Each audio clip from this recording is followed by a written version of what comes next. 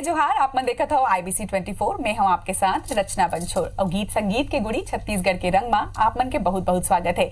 आज छत्तीसगढ़ के रंग माँ हमार पहुना है सुमित्रा कामड़िया जी, जिन्हा लोक गायिका है और गीत संगीत से अब्बर साल से जुड़े है। आज ओकर मन से गोद बात करबो और जानबो ओकर मन के यात्रा के बारे में। सुमित्रा जी, आपके बहुत बहुत स्वागत है छत्तीसगढ़ के रंग माँ। बहुत बहुत स्वागत है, धन्यवाद। सबसे पहले आपसे जानबो कि आपके जन्मभूमि कहाँ है और आपके शिक्षा दीक्षा कहाँ ले हुई से? मोर जन्मभूमि है बिलासपुर दयालबन। और मतलब मोर पापा वहाँ सर्विस करत रही, मतलब मायका है आप मन के बिलासपुर बोले तो। और गांव है सूर्य नारायण के पास में करही बाजार। हाँ, और मैं भिलाई शादी होके आया हूँ। तो बिलासपुर आपके मायका है और मन भिलाई ससुराल है आप? ससुराल है। और शिक्षा आप मन कहाँ से ले हो? बिलासपुर से ही ले। पूरा बिलासपुर से ही ले, लाल बहादुर शास्त्री। तो चलो सुमित्रा जी से गोद बात हमन करत रही, लेकिन एक पहले एक प्रस्तुति हो जाए, एक गीत हो जाए। कौन से गीत सुना हूँ आप मन? गीत में सुना हूँ दादी से, जो शुरुआत जब बचपन में दादी के मुख से जो भजन सुनते हैं, निर्गुण भजन, वो भजन मैं प्रस्तुत करना चाहती। क्या बात है। तो बचपन के थोड़ी याद ताजा कर लेते ना, गोद बात तो हमन करत रही। वो माया मोहे भर माया कंचन काया, माया मोहे भर माया जी, माया मोहे भर माया कंचन काया, माया मोहे भर माया जी, हाय राम कंचन काया, माया मोहे भर माया जी, हाय राम कंचन काया, माया मोहे भर माया जी।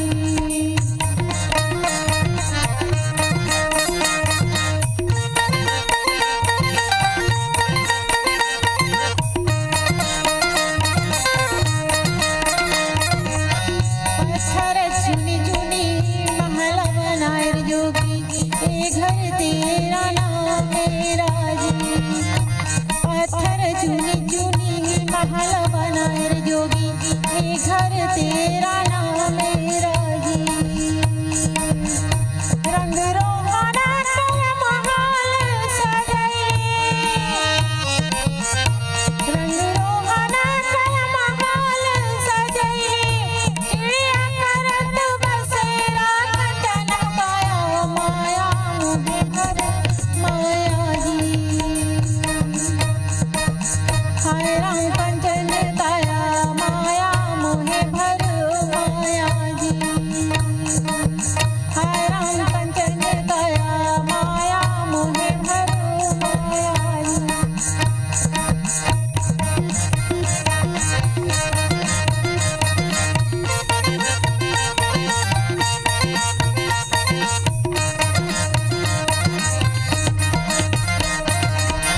माटी के ओढ़े नायो, माटी बिछौना जी, माटी में मिले जाना जी, माटी के ओढ़े नायो, माटी बिछौना जी, माटी में मिले जाना जी, कहत कबीर सुनो भाई साधु, सत्य नाम गुण गाना कंचन काया, माया मोहे भर माया जी, हाय राम कंचन काया, माया मोहे भर माया जी, माया मोहे भर माया कंचन काया, माया मोहे भर माया जी, माया मोहे भर माया कंचन काया, माया मोहे भर माया जी, हाय राम कंचन काया, माया मोहे भर माया जी, हाय राम कंचन काया, माया मोहे भर माया जी, हाय राम कंचन काया, माया मोहे भर माया जी। तो ये सुघर प्रस्तुति ला तो हमन सुन डरे। अब एक बात मैं आपसे जानना चाहूँ कि गीत संगीत से आपन कब से जुड़े हवा? गीत संगीत से मैं 9 साल की उम्र से जुड़े हूँ। 9 साल की उम्र से? मतलब बहुत बच्चर हो गए आप मतलब गीत संगीत से जुड़े। बहुत बहुत। तो आपन गीत सीखे का कर से हो? गीत तो ऐसे गाना गाए बर तो मैं अपन दादा दादी से सीखे रही हूँ। ओमन गीत संगीत में रही से बिल्कुल। हाँ, बाहर नहीं निकला तो इसे घर के अंदर में ही छत्तीसगढ़ी गीत, गीता, रामायण, भागवत की जो भी निर्गुण भजन, गंभीर भजन उन गात रही से वही सुन सुन के सीखे रहे हूँ। पर मंच में राम कुमार तिवारी जी से जी, जो बिलासपुर के नवांजोरी पखरा फूल जो चलत रही से ओकर संचालक रही ने, तीरथ राम गढ़ेवाल जी और शिव कुमार तिवारी जी कर से सीखे हूँ, और भिलाई में नवल दास मानिकपुरी जी से भी सीखे हूँ थोड़ा। चलो, तब बहुत बछर हो गए है आप मन ला गीत संगीत से। जैसे आप बताए हो कि 9 साल से आप मन लोक कला में हवा हो, तो कैसना अनुभव है अब तक के? कैसे आपकी यात्रा रही से? जब प्रस्तुति देता हो तो कैसना अनुभव रही थे? प्रस्तुति देता हूँ तो बहुत अच्छे नहीं थे अनुभव। पहली शुरू में तो डर लगा थी से, पर बहुत अच्छा लगते। बहुत जगह घूमे हो, पर शादी के बाद से मैं थोड़ा सा बंद कर दे रही हूँ। अच्छा, लेकिन अब फिर से शुरू कर दे रहे हो? अब भी कुछ हादसा के बाद से मैं फिर शुरू कर दी। तो चलो एक मन के यात्रा के बारे में हम बिल्कुल और बहुत सारे बात करबो, बहुत अकन गुड बात है अभी, लेकिन एक प्रस्तुति हो जाए ओकर बाद आपसे गुड बात करबो।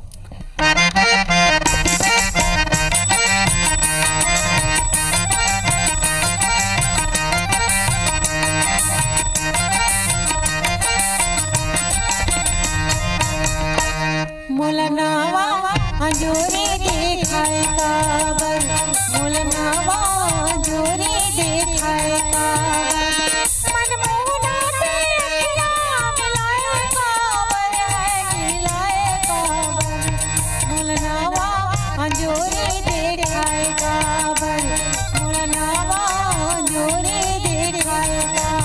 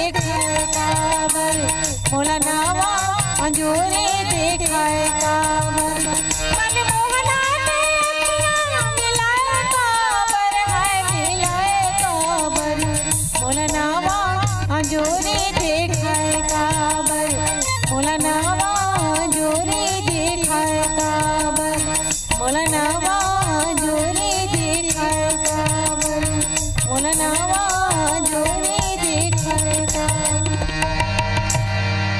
गीत संगीत में आप अतका साल से जुड़े हुआ कहाँ ले प्रेरणा मिली से आपला? प्रेरणा तो परिवार से ही मिली से, मतलब मोर परिवार में हर कोई संगीत से जुड़े हुए हैं। जी से, लेकिन घर से बाहर नहीं निकला थी से। ये लड़का मन घर से बाहर निकल के प्रोग्राम दे संगीत से जुड़े, पर बेटी मन लग घर से बाहर निकलना मना रही से। सो मैं घर से विरोध करके बाहर निकल। मतलब आप मन जब ये अपन इच्छा ला बताए हो घर में कि आप गीत संगीत में आगे आउट करना चाहत हो तो रोक टोक रही से मना करी? बहुत रोक टोक। तो फिर कैसे मनाया हो आप मन? मना तो नहीं पाया जबरदस्ती, मतलब पापा बस मोर साथ दी से, बाकी और कोई साथ अभी भी कोई जन बात नहीं करे घर में।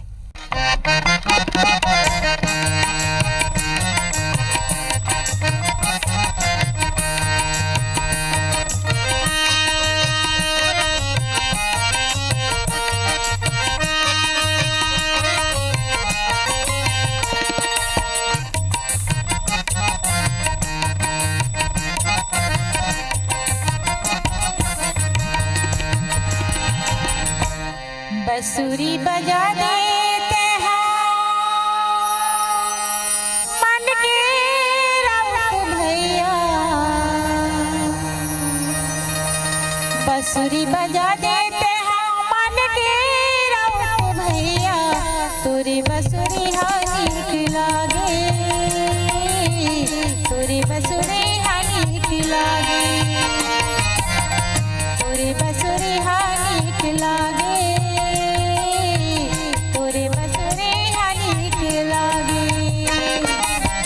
बंसुरी बजा देते हैं मन के राउत भैया बंसुरी बजा देते हैं मन के राउत भैया तोरे बंसुरी हानी की लागे तोरे बंसुरी हानी की लागे।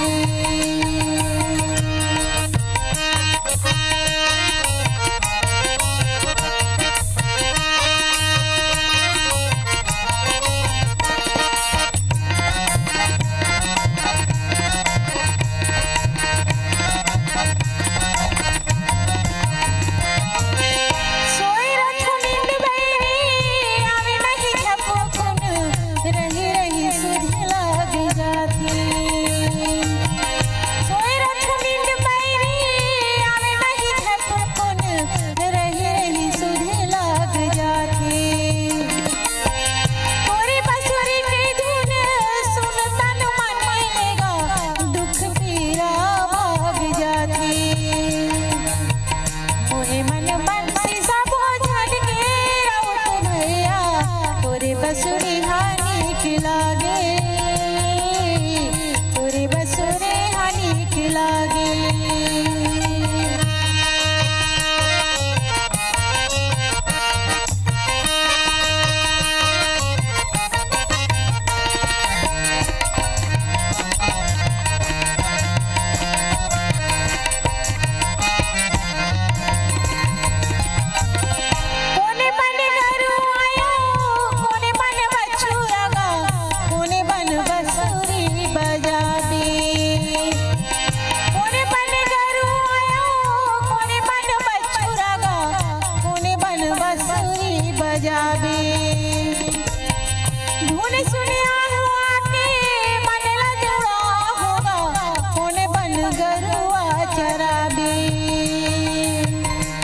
फुट जाते सब झड़ के राउत भैया तोरे बंसुरी हानी की लागे तोरे बंसुरी हानी की लागे।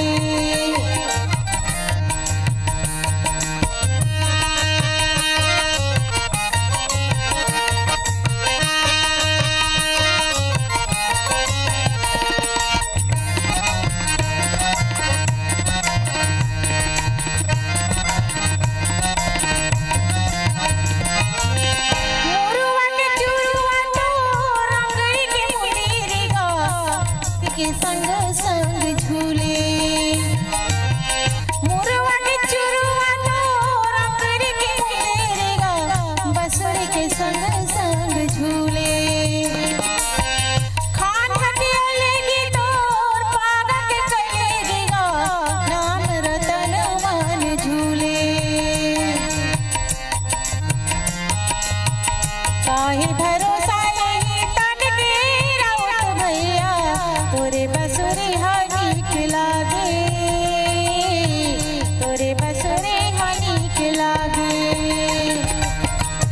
बसुरी बजा देते हाँ मन की राउत भैया तोरे बसुरी हनी खिलागे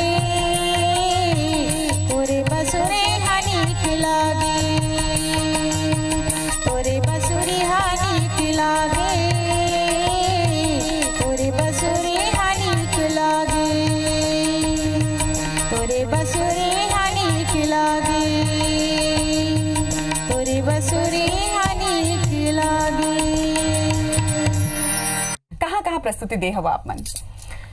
अभी तो ज़्यादा तो याद नहीं है, लेकिन पूरे छत्तीसगढ़ में मतलब 300 से ज़्यादा मंच प्रोग्राम कर चुके। का बात है। तो आज का मंच में आप मन प्रस्तुति दे हो। एक गीत और सुन लेते हैं, ओकर बाद गोट बात ला करत रही। सुनी चंदारी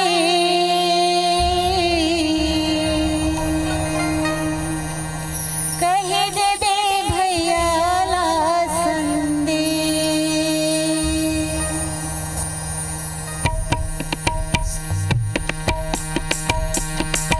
सुनी चंदारी कहे दे दे भैया ला संदे सुनी चंदारी